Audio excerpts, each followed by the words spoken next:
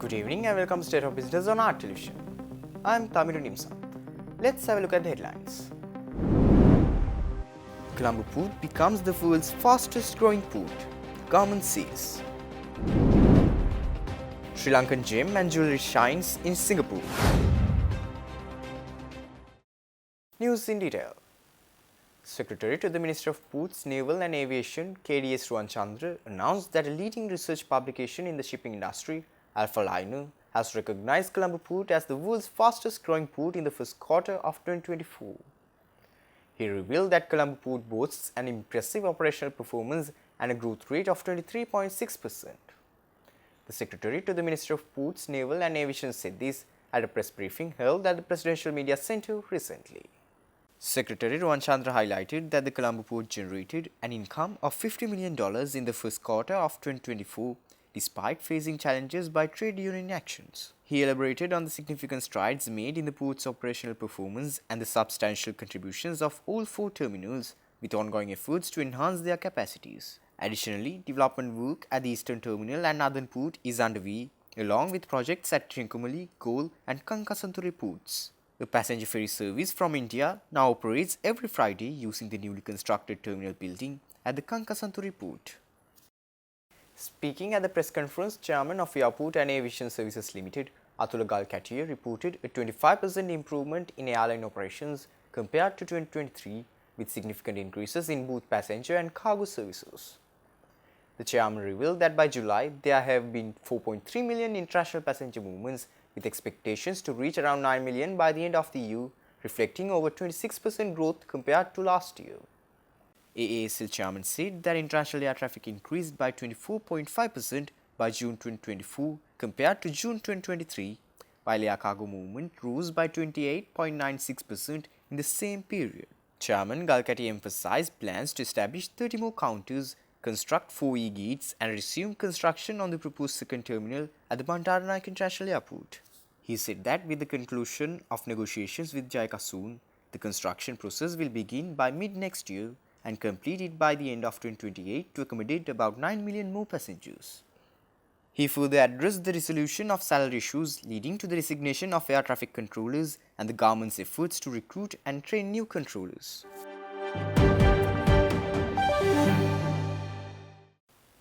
Qatar-Sri Lanka Business Council, aimed at fostering closer ties between the business communities of both nations, was inaugurated in Qatar recently. The event to inaugurate the Qatar-Sri Lanka Business Council was attended by the Ambassador of Sri Lanka to Qatar, Mohammad Mafaz Mohideen, along with Council office bearers and embassy officials. Ambassador Mohideen added that the Council will create a conducive environment for enhancing trade volumes, attracting foreign direct investments and exploring emerging sectors of mutual interest by fostering direct engagement between businesses, promoting investments and facilitating knowledge exchange. President of the Qatar-Sri Lanka Business Council, John Prasad, highlighted the Council's objectives, including promoting bilateral trade, sharing investment opportunities, fostering business collaboration, enhancing networking and supporting SMEs. The success of the Qatar-Sri Lanka Business Council will depend on the active collaboration and participation of business communities from both nations, aiming to create a dynamic and mutually beneficial network. The relationship between the two countries officially began at the ambassadorial level on July 20, 1976.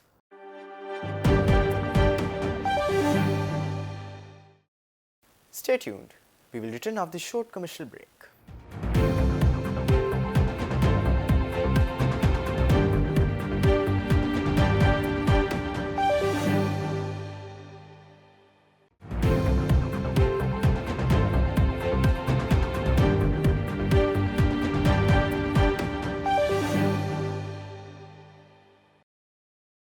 Welcome back after the break. The High Commission of Sri Lanka in Singapore, in collaboration with the National Gem and Jewellery Authority of Sri Lanka, organized the Sri Lanka Pavilion at the Singapore International Jewellery Expo 2024. The event took place at Marina Bay Sands, Singapore this month. This year's expo featured over 300 companies from 35 countries, displaying more than $250 million worth of local and international gems and jewellery. Singapore Trade and Industry State Minister Alvin Tan visited the Sri Lanka Pavilion, where he admired a variety of Sri Lankan semi-precious and precious stones, including blue sapphires, rubies, amethysts, alexandrites and tourmalines. The highlight of the exhibition was a natural royal blue sapphire of Sri Lankan origin, weighing over 100 carats and valued at $3 million. The Singapore International Jewellery Expo serves as a crucial platform for countries aiming to expand their reach to regional and international markets.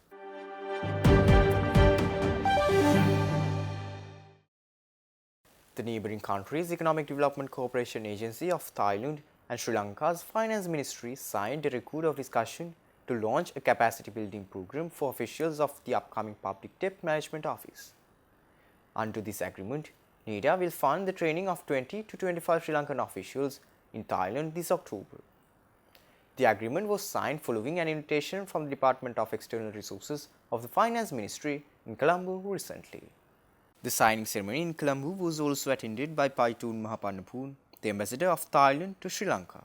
This initiative is crucial as Sri Lanka aims to establish the Public Debt Management Office by the end of the year, enhancing its debt management practices and ensuring long-term fiscal sustainability. Treasury Secretary Sirivardhana emphasized the government's commitment to preventing future economic crises and noted the long-standing cultural and religious ties between Thailand and Sri Lanka.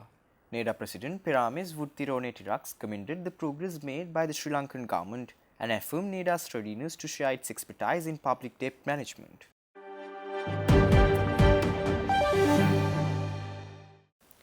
Prime Minister Dinesh Gunawardena convened a meeting with the co-chairs of the Citra Social Innovation Lab Governance Board and UNDP resident representative Asusa Kubuta with the primary objective of operationalizing Citra 3.0.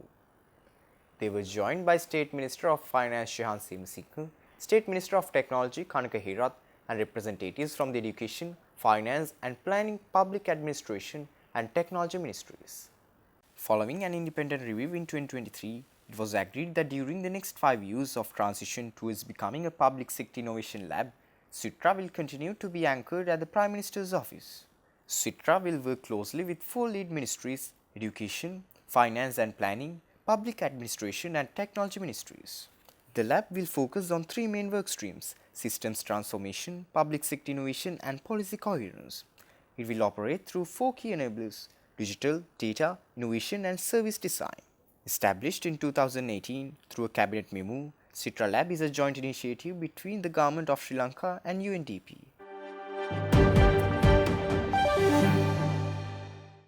Stay tuned for stock update.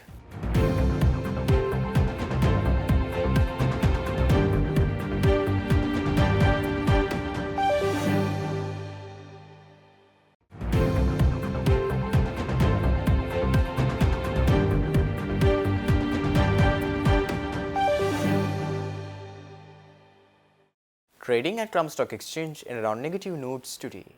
The All Share Price Index dropped 104.20 points to close at 11,406.56, and the S&P SL20 dropped 68.27 points to close at 3,265.55. The turnover was 3.9 billion rupees and over 197 million shares were traded. Up next are forex rates.